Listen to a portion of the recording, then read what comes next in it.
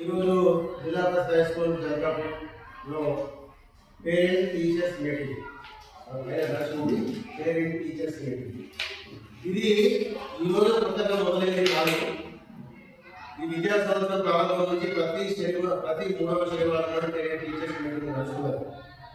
ఆ మీటింగ్ కోసం state government already schedule అనేది ఇస్తుంది. సంవత్సరంలో ఏ రోజు ఏ మీటింగ్ జరగాలి కానీ జిల్లా కలెక్టర్ జిల్లా విద్యాశాఖ అధికారి అందరికి ఇస్తూ టీచర్స్ హెడ్ మాస్టర్స్కి ఎంఈఓ సమాచారం పెడుతున్న మీటింగ్స్. మన దగ్గర 300 మంది స్టూడెంట్స్ ఉన్నారు. మన స్కూల్లో 300 మంది స్టూడెంట్స్కి 300 మంది పేరెంట్స్ మీటింగ్లో ఉండాలని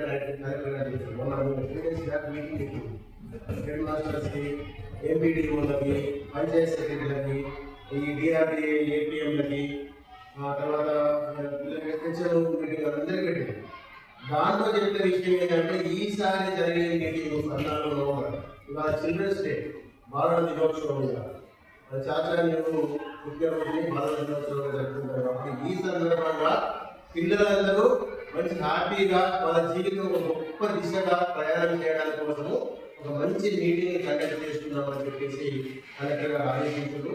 ఈ మీటింగ్కి ఖచ్చితంగా పేరెంట్ రావాల్సిందే అని చెప్పింది. ఒకవేళ రాకపోతే వాళ్ళు నెక్స్ట్ ఏం చేయాలి, వాళ్ళ వెల్ఫేర్ స్కీమ్స్ ఉంటాయి, వాళ్ళ రేషన్ కార్డ్స్ ఉంటాయి, వాళ్ళ ఎన్నో ఉంటాయి కదా, వాటికి లింక్ అయిపోతుంది. పిల్లవాడు స్కూల్కి రావాలి, పేరెంట్స్ మీటింగ్ రావాలి. ఇది ఖచ్చితంగా చేస్తేనే ఈ భవిష్యత్తు బాగుంటుంది అని డిసైడ్ చేసేసారు వాళ్ళు. Additional collector Deepak Tiwari sir and district collector Venkatesh Gokhale sir ఇద్దరు కలిసి ఈ మీటింగ్ చేసిన సంగతి మీ అందరికీ చెప్పాలని, అలాగే ఈ మీటింగ్ యొక్క ఉద్దేశాన్ని మీకు వివరించడం ద్వారా మీ ద్వారా ఏమైనా సలహాలు సహకారాలు ఏమైనా ఉంటే అడగడము, మేమేం చెప్పాలో మీరు వినడము, మన పేరెంట్స్ అండ్ స్టూడెంట్స్కి భవిష్యత్తు కోసం పేరెంట్స్ టీచర్స్ కలిసి ఏం చేయాలి, గవర్నమెంట్ ఏం చేస్తుంది పిల్లల కోసం, మన బాధ్యత ఏంటి, టీచర్ బాధ్యత ఏంటి, పేరెంట్ బాధ్యత ఏంటి, స్టూడెంట్ యొక్క బాధ్యత ఏంటి అనే విషయాలు ఏర్పాటు చేస్తాము. వచ్చిన వాళ్ళు ఎంతమంది అయినా కానీ ఇంట్రెస్ట్ ఉన్న పేరెంట్స్ వచ్చిందని మేము అనుకుంటున్నాం. మిగతా వాళ్ళు కూడా బాగా తప్పదు. నెక్స్ట్ మంత్లో కలెక్టర్ ఆఫీస్కే పిలుస్తారు పేరెంట్స్ని. అలా ఉంది ప్రోగ్రామ్ ఉంది. మహా పేరెంట్స్ మీటింగ్ అనేది నెక్స్ట్ మంత్లో పెట్టబోతున్నారు డిసెంబర్లో. అప్పుడు ఖచ్చితంగా అక్కడికి పోవాల్సి వస్తుంది. అది ఇప్పుడు ఎవరైతే ఆబ్సెంట్ లేదో వాళ్ళ మీద మనం రిపోర్ట్ వీడియో చూపిస్తున్నారు, రిపోర్ట్లో కనిపిస్తుంది. రికార్డ్ చేయించాము, తెలుస్తుంది. రాని వాళ్ళు రాలేదని రిపోర్ట్, ఎందుకు రాలేదని రిపోర్ట్ రాయాలి. మేము చెప్పాలని రాలేదా, వాళ్ళ ఇంట్రెస్ట్ లేక రాలేదా, వాళ్ళ దగ్గర పరిమితి ఉండి రాలేదా, ఏ కారణం చెప్పాల్సి ఉంటుంది. ఆ సరైన కారణం లేకపోతే వాళ్ళు ఏమన్నా వాళ్ళ మీద ఆలోచన చేస్తారు. సరైన కారణం అంటే సందర్భంలో హాస్పిటల్లో ఉన్నారు, వాళ్ళు వాళ్ళని ఒకసారి అవకాశం ఇస్తారు.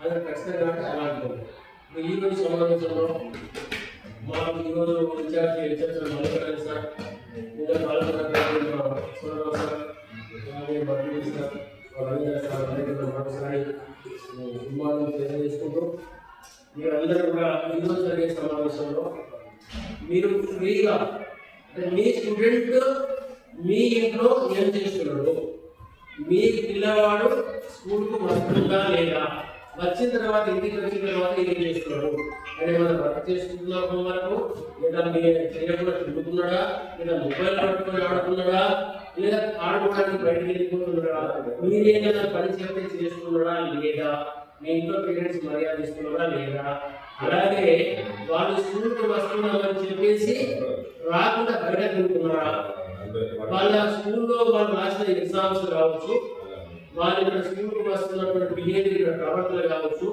ఎలా ఉంది, మీరు అబ్జర్వ్ చేసింది ఎలా ఉందో మీకు చెప్తారు. మీరు అబ్జర్వ్ చేసిన విషయం ఏదో మాకు చెప్పాలి.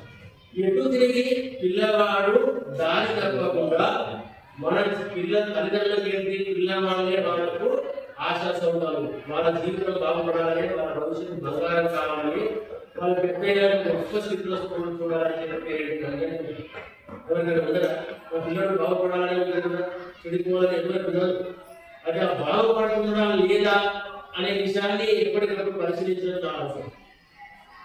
మనం అనుకున్న వారు నా బిడ్డ సూపర్ పడిపోతుంది, మాస్కులు వేసుకుంటారు మనం అనుకుంటాం.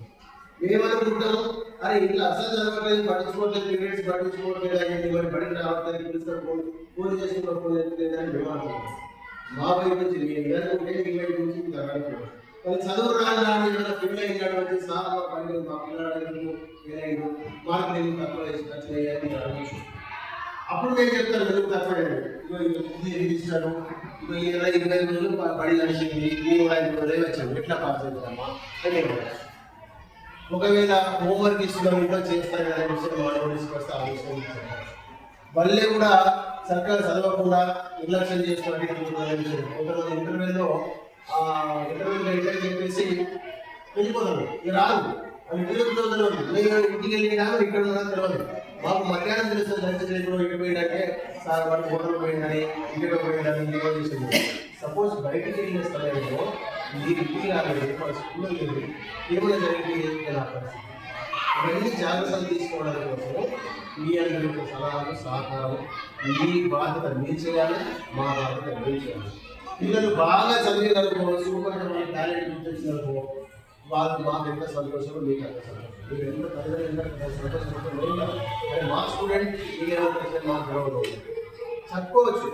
వాళ్ళ లాస్ట్ అక్కడ కూర్చున్న వాళ్ళ అమ్మాయిని మండల లెవెల్లో, డిస్ట్రిక్ట్ లెవెల్లో, స్టేట్ లెవెల్లో స్పీచ్ ఉపన్యాసం ఇచ్చే దాంట్లో స్టేట్ లెవెల్ కూడా ఇచ్చిన చిన్నపిల్ల 6 సంవత్సరాలు 6వ తరగతి 10వ తరగతి 9 పిల్లలతో పోటీ పడ్డారు, గెలిచింది జిల్లాలో ఫస్ట్ వచ్చింది.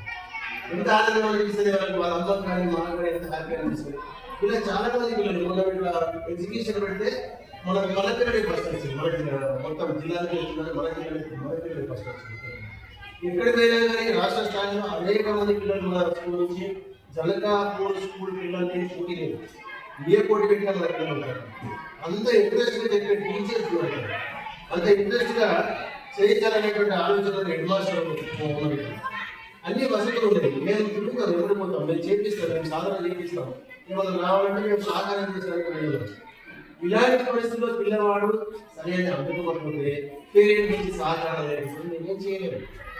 మొన్న కాలేజీలో డిస్ట్రిక్ట్ ఫస్ట్ వచ్చింది వాళ్ళ అమ్మాయి, ఆమె హైదరాబాద్కి అదే రోజు రాత్రికి వెళ్ళాలి, అదే రోజు రాత్రి హైదరాబాద్ వెళ్ళాలి.